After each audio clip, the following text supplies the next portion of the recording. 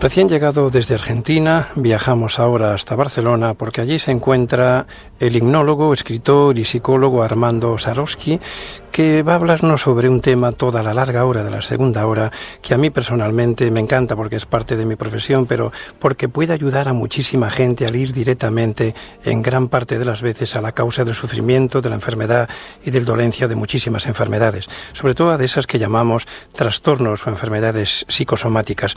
Por lo tanto, vamos a hablar con él sobre un tema muy concreto como es las técnicas de regresión a la infancia. También en la segunda hora haremos regresiones a, al menos digamos, supuestas vidas pasadas y otros muchos temas que vamos a hablar con este experto que desde hace muchísimos años está no solo en su consulta, sino enseñando y formando también a muchos profesionales, que de hecho para ello viene a Barcelona, viene a Madrid, pero de esos cursos hablaremos al final de la entrevista.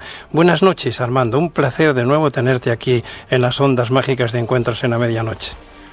Buenas noches, Santiago, muchas gracias por darme el lugar para que tu audiencia pueda escuchar. Gracias a ti por estar, así que vamos a intentar tocar todo lo que podamos, el tema tan delicado, a veces mal interpretado, desconocido, de la terapia regresiva, incluso de la hipnosis, que hablaremos también un poquito ahora al principio de la entrevista, pero primero, de tu larga experiencia de tantos años trabajando en consulta, además de trabajando en cursos con la terapia regresiva, casi te pediría, para los amigos oyentes que no hayan a lo mejor nunca oído o leído sobre este tema del concepto terapia regresiva, ¿qué entiendes tú como profesional sobre lo que es, a nivel muy sintetizado, una terapia regresiva y su verdadera o más importante finalidad al hacerla?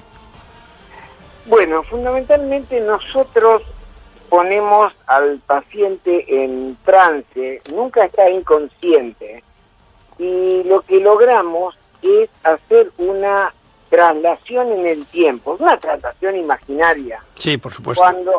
Cuando uno recuerda lo que le pasó a los 5 años, por ejemplo, está ubicado en el tiempo presente, tiene 45, da vuelta la cabeza hacia atrás, mira hacia atrás y dice, uy, cuando tenía 5 años la pasé muy mal porque mi hermano me pegaba y mis padres no me defendían. Cuando ponemos al paciente en regresión, lo que hacemos es desplazar imaginariamente en el eje del tiempo al yo. Es como si el paciente volviera a tener 5 años y entonces lo que nos dice con voz de niño, lloroso, es ¿por qué me pega mi hermano y mi padre no me defiende? O sea, lo que nosotros buscamos y logramos es la reviviscencia, es revivir, no recordar, sino revivir. Y cuando comienza este fenómeno, es realmente, para quien no lo ha visto nunca, es asombroso, porque la persona de 40 y pico de años, o de 70, comienza a hablar como si fuera un niño, comienza a gemir, y aparecen recuerdos olvidados, o sea, olvidados quiere decir fuera de la memoria consciente, están en su cabeza indudablemente, pero vuelven a aparecer, y entonces es factible montones de cosas. Primero es factible recuperar información que estaba fuera de la conciencia, y después es factible recuperar la información de cómo sucedieron realmente las cosas, porque lo que nosotros nos recordamos de nuestra infancia es una construcción. O sea, este es un fenómeno que existe para defendernos. Nosotros, afortunadamente, la memoria usual funciona como los titulares de un periódico. O sea, traen información, pero no traen emoción. Cuando tú te recuerdas, como en el ejemplo que di recién, lo que te ocurría a los 5 años, parece el titular de un periódico que dijera, cuando tenía 5 años la pasaba muy mal. Cuando tú lo colocas en regresión, la persona vuelve a vivirlo, vuelve a gemir, le vuelve a doler, pero en este caso lo hace acompañado. Para nosotros es muy importante la compañía. Lo menos que hacemos es sostenerle la mano, es acompañarlo, hacerle sentir nuestra contención, porque ya vivirlo, ya lo vivió una vez y la pasó mal. Entonces, para ahora, si lo vamos a hacer revivir, es precisamente para quitarlo, para que deje de molestar, porque nosotros no podemos cambiarle el pasado a nadie. Si tú vienes a mi consulta, yo no puedo hacer que nada de lo que te pasó no te haya pasado. Pero lo que yo voy a buscar en mi terapia es fundamentalmente que lo que te pasó deje de molestarte hoy, deje de pagar peaje hoy. ¿Me explico? Sí, no, además me hace recordar lo que hice yo en una de las consultas de hoy, antes de venir a la radio. Precisamente yo lo decía, uso mucho esa frase, muy similar a la tuya. Yo no puedo evitar, ni yo, ni usted, ni nadie, el sufrimiento que usted haya podido tener, por ejemplo, en la infancia. Pero sí podemos ayudar a que deje de sufrir por algo que ya sucedió. O sea, que eso es algo maravilloso que hace la terapia regresiva. Porque tú has dicho muy bien, Armando, que lo que a veces no entiende la persona, que es no solo es recordar lo que te pasó, porque lo que tú has vivido lo has grabado, no solo con imagen, sino sobre todo con emoción. Y aquí de lo que se trata en la terapia regresiva es de eliminar, modificar o cambiar la emoción, no solo la imagen o el recuerdo. Claro, y nosotros inclusive lo que buscamos mucho en la terapia, nuestra terapia la hemos bautizado hipnosis clínica reparadora, le hemos agregado la palabra reparadora, porque a lo largo del tiempo hemos verificado un fenómeno. Los niños en relación con el mundo de los adultos quedan casi siempre anclados en el lado de la culpa. Cuando un niño es, por ejemplo, abusado, el niño lo máximo que se siente es un cómplice, nunca una víctima inocente. ¿Por qué? Porque el niño de pronto ha prestado su consentimiento acabo de decirlo entre comillas, porque imagínate el consentimiento que un niño de 5 le da a un adulto de 40, ¿no es cierto? Pero el niño no lo sabe, y entonces, como se considera culpable, se inventa castigos. Esto es algo increíble. A mí me ha tocado tener una alumna en un curso de 60 años, que le faltaban 3 materias para recibirse de doctora, de médica, y entonces no las podía rendir. Y me dice, Armando, quizás no tengo suficiente vocación. Yo le dije, mira, si de algo estoy seguro de tu vocación, porque para estudiar medicina hace falta mucha vocación, y para estudiar medicina a los 60 años hace falta muchísima vocación. ¿Y qué es lo que apareció cuando le hice una regresión? Lo que apareció fue que esa señora había sido violada a los 5 años, 6 años, más de una vez, o sea, había tenido juegos sexuales y acceso carnal por alguno de los mayores de su familia, y ella se había castigado a ella, resolviendo que ella no merecía tener éxito en la vida. O sea, esto es muy sorprendente cuando yo hago una regresión y trato de buscar qué resolución tomaste entonces, porque generalmente las resoluciones son de castigo, de autocastigo.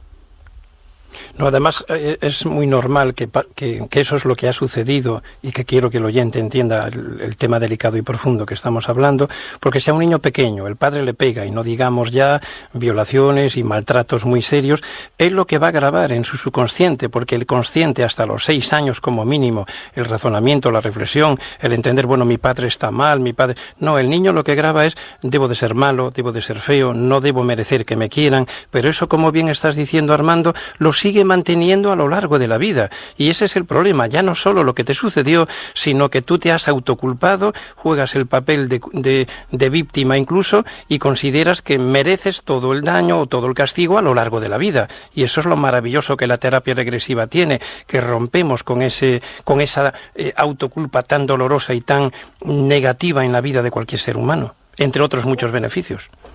Justamente, además, las resoluciones que toman los chicos, las resoluciones que toman los niños, quedan fuera de la conciencia, pero conducen a la persona, igual que los programas en un ordenador. Tú me compras un ordenador usado y se te apaga a las 9 de la noche. Y al día siguiente vuelve a funcionar, y al día siguiente se vuelve a apagar a las 9 de la noche, y tú dices, he comprado una porquería, y lo llamas al que te lo vendió y te dice, ay no, perdone, es que yo le había puesto un programita para que se apague a esa hora, porque yo se lo prestaba a mi hijo y mi hijo se lo olvidaba encendido y se gastaba la batería. Una vez que tú sabes que tienes ese programa, es muy fácil modificarlo. La cuestión es encontrar el programa. Bien, las resoluciones infantiles quedan como programas en un ordenador marcando la conducta de la gente.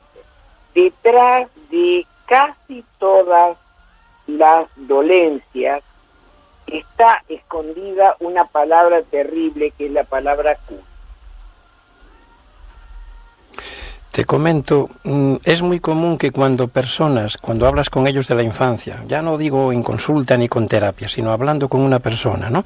Como a lo mejor podríamos estar tú y yo hablando y pues en una cafetería o en el hotel donde estás, ¿no? Sí. Y no recuerden la infancia, que les cueste muchísimo o es casi imposible recordar cómo fue su infancia hasta los 6 o 7 años, quiere decir tal vez, Armando, que ha vivido experiencias muy dolorosas y que, como tú también bien has dicho, el consciente las oculta en el subconsciente para que el niño no la recuerde.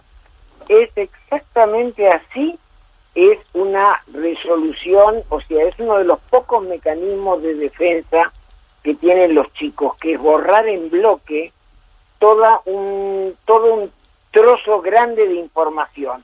Entonces, si cuando yo tenía 7 años me sucedían cosas que mi inconsciente resuelve que me puede hacer daño, me puede causar dolor recordar, directamente borra todo ese año y ya está. Uh-huh. Por eso, lo bueno de la terapia regresiva, siempre que la persona quiera realmente, por decirlo así, entrar en el sótano, ¿no? Es decir, donde está todo lo que hemos vivido, o el disco duro del ordenador, como queramos llamarle, que lo maravilloso es que estamos hablando de terapia regresiva a la infancia, que yendo a recordar y revivir, como tú bien recalcabas también, esa experiencia dolorosa y sacarla al consciente, es cuando uno no la puede evitar, pero de alguna forma podemos evitar el daño que nos hizo en aquel momento, y eso es lo que quiero que vuelvas a recalcar a la audiencia. Lo maravilloso que es, bueno, no puedo evitar lo que ha sufrido, amigo, pero puedo evitar que siga sufriendo. Quiero volver a recalcar ese punto porque me parece importante en la terapia regresiva, Armando. Porque es muy importante, porque una persona que fue violada una vez, a veces mentalmente es como si cada noche lo siguieran violando. Entonces, lo importante fundamentalmente es acotar, lo que pasó ya pasó. El pasado no lo podemos cambiar, pero lo que podemos cambiar, y muy bien, y muy fácil, y muy rápido, es el presente y el futuro.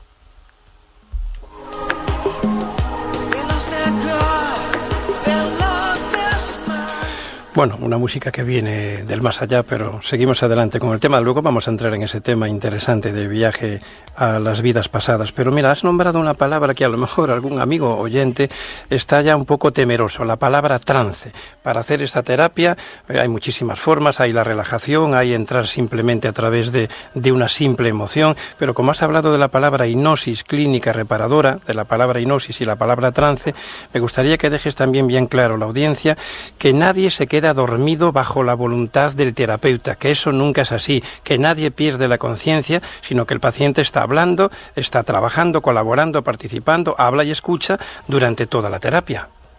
En realidad, la hipnosis ha sido muy perjudicada por el uso que se le da en los espectáculos. Ujú. Y están montados con algunos fenómenos hipnóticos y algunos trucos. La hipnosis, más que un estado de inconsciencia, es un estado de hiperconciencia, es un estado de conciencia expandida. No es que escuchas menos, piensas menos o entiendes menos. Escuchas más, piensas más y entiendes más. Pero lo que haces es concentrar, focalizar tu atención en un punto. Y entonces, todos los oyentes que alguna vez han hecho o han visto hacerlo, enfocar los rayos del sol con una lente, con una lupa sobre un punto, y en el punto donde se concentran los rayos del sol, arde un papel o arden ramitas. El fenómeno ese hay que pensarlo. El mismo sol que te da, digamos, sobre la piel y no te quema, cuando los rayos están concentrados en un punto, refuerzan su acción y elevan la temperatura hasta el punto de ignición. Entonces, de la misma manera, lo que nosotros hacemos es quitar preocupaciones de la cabeza para lograr que esa mente expandida se concentre en el punto que va guiando la voz del terapeuta. Y entonces es posible revivir, y es posible recordar, y es posible entender. Y el paciente no está nunca dormido, y cuando despierta recuerda todo,